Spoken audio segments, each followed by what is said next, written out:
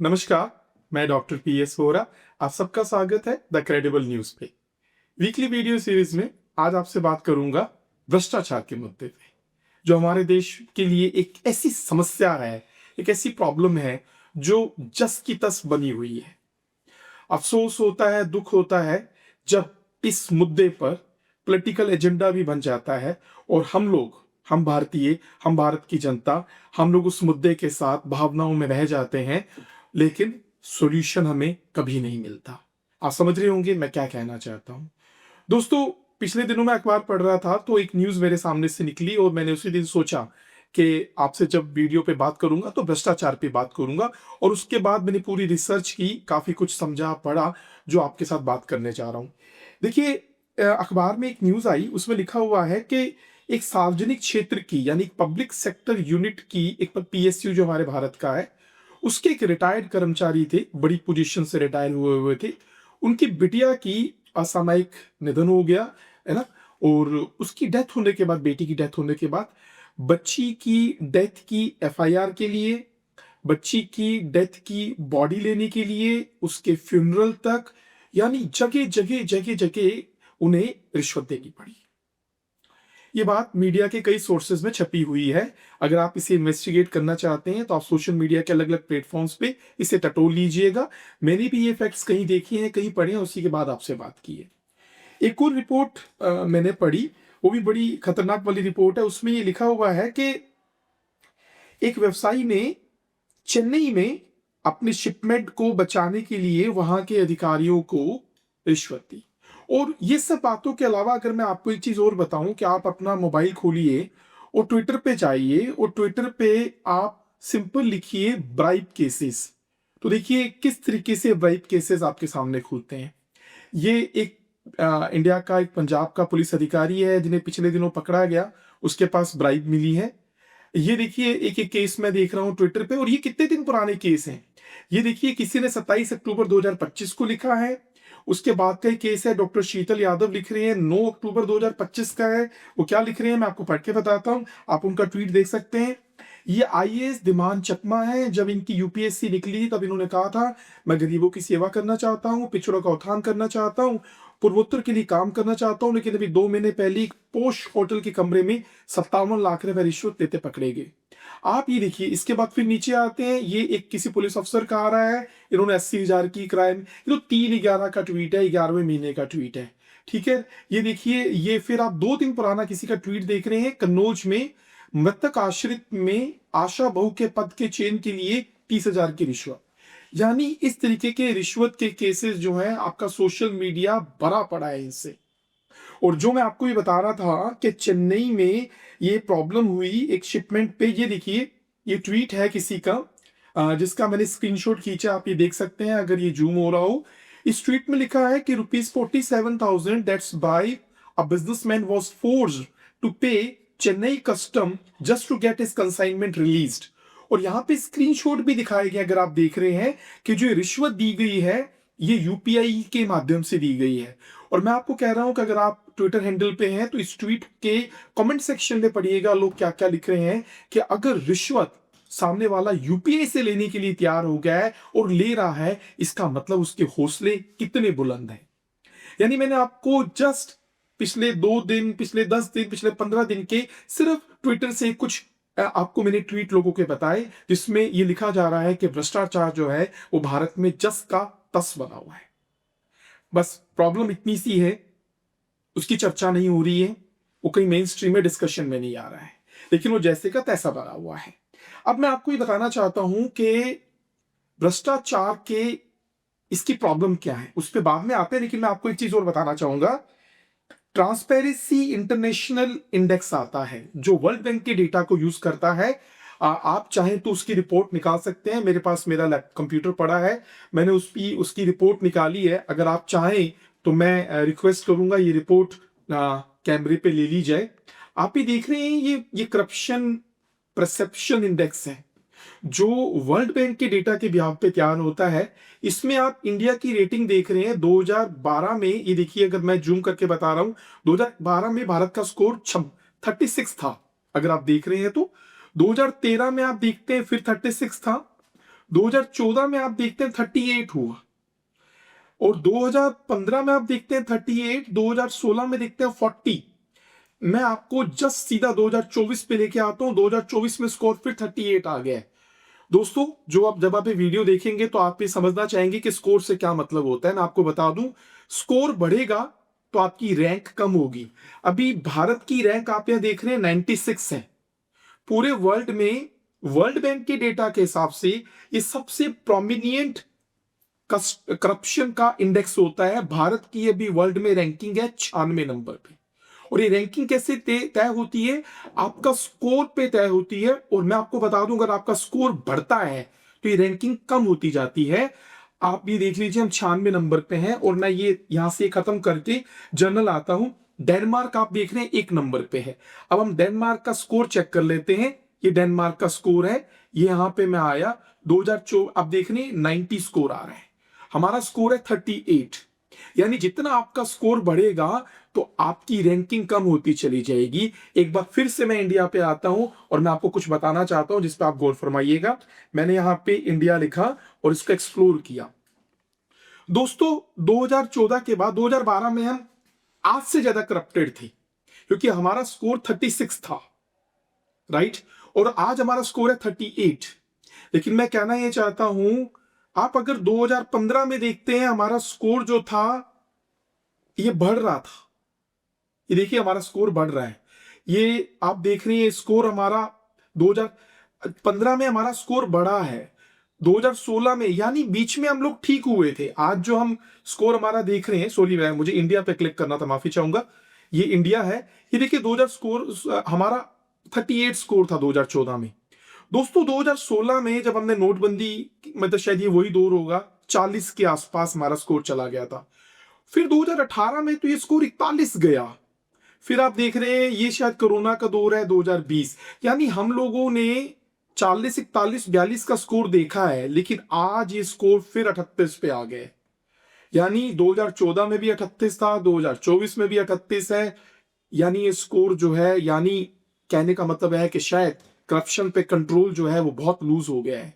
और मैंने अभी अभी आपको बताया ट्वीट पे कि किस तरीके से लोग रिश्वत ले रहे हैं, लोग लिख रहे हैं, और मीडिया में कहीं भी चर्चा नहीं है। 2012 में कहा जा रहा था बहुत करप्टेड है, लेकिन हम मात्र दो नंबर पीछे थे। 36 का स्कोर था 2014 में, 38 का स्कोर था, आज भी 38 का स्कोर है। लेकिन उस समय कह दिया गया था कि हम बहुत भ्रष्टाचार वाली कंट्री हैं।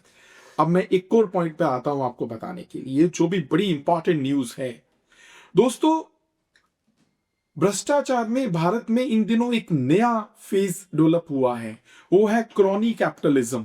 क्रॉनी कैपिटलिज्म क्या होता है? अगर आप गूगल पर जाके इसकी डेफिनेशन ढूंढेंगे तो बहुत कुछ पता लगेगा, लेकिन मुझे जो सबसे अच्छी इसकी डेफिनेशन लगती है वो ये है कि सांठ गांठ वाला पूंजीवाद। सांठ गांठ वाला, यानी जहां पे व्यापारियों की, व्यवसायियों की, उद्योगपतियों की और बड़े आदमियों की राजनेताओं के साथ सांठ गांठ होती है, उसे हम कहते हैं क्रॉनी कैपिटलिज्म। एक रिपोर्ट के आंकड़ों के साथ बता रहा हूं, आप भी चेक कर लीजिएगा और वीडियो में एनालिसिस में भी आप देख लीजिएगा।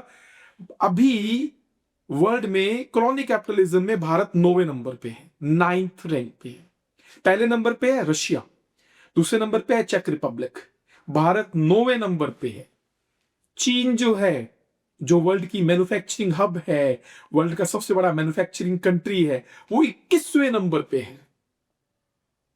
अमेरिका, जो वर्ल्ड का लीडर है, जिसका जीडीपी भारत से 8 गुना से ज्यादा है, वो 26वें नंबर पे है। भारत 9वें नंबर पे है। और रिपोर्ट ये भी कहती है कि पिछले कुछ सालों से ये जो क्रॉनी कैपिटलिज्म है, ये पहले वर्ल्ड के जीडीपी का 1% होता था इसका अमाउंट, लेकिन अभी 3% हो गया है। और उन 3% में जिन कंट्रियों की मुख्य भागीदारी रही है, उसमें कुछ कंट्रियों के नाम में हमारे भारत का नाम भी शामिल हो रहा है। उसमें रशिया है, उसमें कई कंट्रीज है। रशिया तो नंबर 1 पे बैठा है, रूस नंबर 1 पे बैठा है, लेकिन हमारे भारत का नाम भी उस पर आ रहा है। लेकिन जब मैं रूस और भारत की बात करता हूं, जब चेक रिपब्लिक और भारत की बात करता हूं, तो मुझे बड़ी अजीब सी बात लगती है। वो छोटी छोटी जनसंख्या वाले लोग हैं, और हम कितनी बड़ी जनसंख्या, वर्ल्ड की सबसे बड़ी जनसंख्या वाले लोग हैं, 140 करोड़ प्लस। 140 करोड़ प्लस वाले देश के साथ अगर ये तमगा लग रहा हो कि वो क्रॉनिक कैपिटलिज्म में वर्ल्ड में नंबर 9 पे बैठा है, और वो भी गरीब मुल्क, तो आप जरा समझिए ये चीज क्या प्रोड्यूस कर रहा है। ये प्रोड्यूस कर रहा है हर हालत में आर्थिक असमानता। आर्थिक असमानता का मतलब जो गरीबी और अमीरी के बीच में खाई है, जिसके रोज आंकड़े हम पढ़ते हैं, हम उसका दोष देने की कोशिश करते हैं कृषि क्षेत्र को। हम कहते हैं कि कृषि क्षेत्र गरीब है इसलिए यहाँ पे खाई बढ़ रही है। ना ना ना ना ना, उसका रियल दोष है क्रॉनिक कैपिटलिज्म। आज अगर वर्ल्ड में क्रॉनिक कैपिटलिज्म जीडीपी का 3% हो गया है और उसमें मुख्य हिस्सेदारी निभाने में हमारे देश का नाम भी शामिल हो रहा है और हमारा देश 9वें नंबर पर भी आ रहा है, और हमारा देश चीन से कितना आगे है क्रॉनिक कैपिटलिज्म में, जरा समझिए। और मैंने बताया इसका हिंदी सारांश क्या है, 60 गांठ वाला पूंजीवाद। अब जब आप मैन्युफैक्चरिंग बढ़ाना चाहते हो, जब आप बिजनेस बढ़ाना चाहते हो, जब आप स्टार्टअप्स बढ़ाना चाहते हो, तो आप मुझे बताइए ना, जब क्रॉनिक कैपिटलिज्म आपकी कंट्री में इतना ज्यादा होगा तो आम आदमी कैसे उस प्रतियोगिता में अपना स्थान बना पाएगा अगर उसके पास में टैलेंट भी है तो। सिर्फ गूगल पे आप कर लीजिएगा क्रॉनिक कैपिटलिज्म के दुष्परिणाम क्या होते हैं, तो पहला परिणाम निकल के आएगा, इनोवेशंस खत्म होते हैं क्रॉनिक कैपिटलिज्म में। क्योंकि जो मेन लोग होते हैं, जो बड़े लोग होते हैं, जिनकी ज्यादा चलती है, उन्हें ज्यादा हिस्सा मिलता है। तो एक तो ये प्रॉब्लम इंडिया में चल रही है। अब दूसरी बात मैंने आपको बताई दी कि इंडेक्सेस की बात भी मैंने आपके साथ की। अब एक बात आपको और बताना चाहूंगा जो मुझे लगता है कि भ्रष्टाचार कहाँ खत्म हो रहा है, कहाँ भ्रष्टाचार खत्म नहीं हुआ है। अब इस बात को भी जरा समझिएगा दोस्तों। रियल एस्टेट का सेक्टर जरा गौर करिए। हर किसी को जो भी वीडियो देखेंगे और इससे समझने की कोशिश करेंगे, उन्होंने अपनी जिंदगी में शायद अगर कभी भी कोई जमीन, कोई मकान, कोई प्लॉट, कोई फ्लैट खरीदा है, तो उन्हें पता है उनकी डील कितने में होती है और रजिस्ट्री कितने में होती है। ये बात पता है सबको, मैं बोलना नहीं चाहता, आंकड़े हैं इस बात पे। हम कम मूल्य पे रजिस्ट्रियां कराते हैं, स्टैंप ड्यूटी सरकार को कम देते हैं, टैक्सेस कम देते हैं, बाकी पैसा हम पैसे के माध्यम से देते हैं, जो विक्रय मूल्य होता है, जो कंसिडरेशन होता है। अरे लोग तो दबी जबान से इस बात को बोलते हैं कि अगर भारत में करप्शन पे कंट्रोल हो जाएगा तो रियल एस्टेट सेक्टर तो तबाह हो जाएगा, उसके प्राइसेस तो नीचे आ जाएंगे। दोस्तों एक बात और समझिएगा, ये जो क्रॉनिक कैपिटलिज्म जिसकी मैं अभी बात कर रहा था, आप विश्वास करिए इसके माध्यम से असंतोष भी बहुत फैल गया है हमारे भारत में। आप कुछ शहरों को देखते हो, बड़े लग्जरी डेवलप हो गए हैं। जब आप गुड़गांव की एक सोसाइटी का आपको सबको नाम पता होगा, उसमें 100 करोड़ का एक फ्लैट जाता है। तो हमारा भारत का युवा, हमारा भारत का एक आम आदमी, उसको समझ में नहीं आता कि वो हिस्सा भी भारत का है कि नहीं है। यानी ये जो एक असंतोष है, एक मानसिक असंतोष है, फ्रस्ट्रेशन है, अच्छी पढ़ाई करने के बावजूद भी उस लेवल पे नहीं आना, उन सब के पीछे का कारण भी भ्रष्टाचार है, क्रॉनिक कैपिटलिज्म है, जो खत्म नहीं हो रहा है। तो मैंने बताया कि भ्रष्टाचार रियल एस्टेट में भी खत्म नहीं हुआ है। पता नहीं सरकारें इस पे, और सरकारों को सब पता है, पॉलिसी होल्डर्स को सब पता है, ऐसा नहीं है उन्हें नहीं पता, उन्हें सब चीज पता है। एक और बात आखिर में भ्रष्टाचार के संबंध में दोस्तों, अखबारों में बहुत लिखा हुआ आता है कि भारत की अर्थव्यवस्था जो है उसमें आईपीओ के बूम आ रहे हैं, भारत में सब आईपीओ आ रहे हैं स्टॉक मार्केट में, भारत में म्यूचुअल फंड का मार्केट इतना बढ़ गया है। तहकीकात करिएगा, पता करने की कोशिश करिएगा। मैंने एनालिसिस किया है, पिछले कुछ अरसे से भारत में जो हमारी बड़ी बड़ी कंपनियों के प्रमोटर्स हैं, इन्होंने एकाएक अपनी सेल की है भारत के सेकेंडरी मार्केट में। इन्होंने अपना पैसा बेचा है। ठीक है, मैं मानता हूं सेबी से परमिशन लेके ही इन्होंने अपनी इक्विटी बेची होगी, लेकिन जरा गौर फरमाइए, अगर कोई भी प्रमोटर अपनी इक्विटी बेचता है तो एक बड़ी क्वांटिटी में बेचता होगा। जब वो बेचता होगा तो उसने मुनाफा तो कमाया ही है, क्योंकि सेकेंडरी मार्केट में जहां उसका शेयर बोल रहा है उतने में थोड़ी उसने लिया था। तो वो मुनाफा कमाने के लिए बेच रहा है, और जब वो बेच रहा है तो बड़ी क्वांटिटी में बेच रहा है, और जब वो बड़ी क्वांटिटी में बेच रहा है तो उसके कारण स्टॉक मार्केट में डिप भी आता है। लेकिन मैं कहना कुछ और चाहता हूं, मैंने बड़ी रिपोर्ट्स पढ़ी, आप भी पढ़िएगा, मेरा आपसे गुजारिश है। लिखा हुआ है कि प्रमोटर्स क्या कर रहे हैं, अपनी इक्विटी इसलिए बेच रहे हैं ताकि वो अपना जो पोर्टफोलियो है, उसको पर्सनल पोर्टफोलियो, उसको डाइवर्सिफाई कर सकें। और वो क्या कर रहे हैं, अपना पैसा बेच के, वहां से पैसा निकाल के दूसरी कंपनी, छोटी कंपनी, स्टार्टअप्स जो आ रहे हैं, उनमें आईपीओ में पैसा लगा के बड़ी होल्डिंग ले रहे हैं, बड़े डिसीजन मेकर्स बन रहे हैं। मैं कहना चाहता हूं ये भी एक तरीके से एक भ्रष्टाचार है, क्योंकि उन कंपनीज में छोटे रिटेलर इन्वेस्टर को आईपीओ में कुछ नहीं मिलता। ये बड़े लोग अपना पैसा मुनाफे पे विड्रॉ करते हैं और उसके बाद दूसरी कंपनियों के आईपीओ में लगा के वहां पे भी अपनी पावर ले लेते हैं।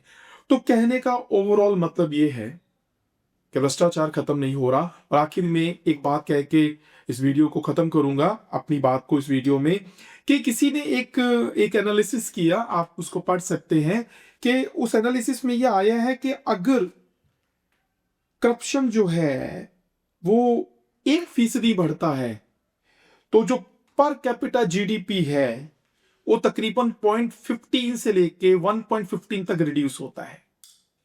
अगर किसी कंट्री में करप्शन 1 से 2% के बीच में बढ़ता है तो उसका इमीडिएटली नेगेटिव इंपैक्ट वहां के जीडीपी पर आता है और 0.15 से लेकर 1.15% के बीच में रिड्यूस होता है। यह है भ्रष्टाचार के बड़े बड़े दुष्परिणाम।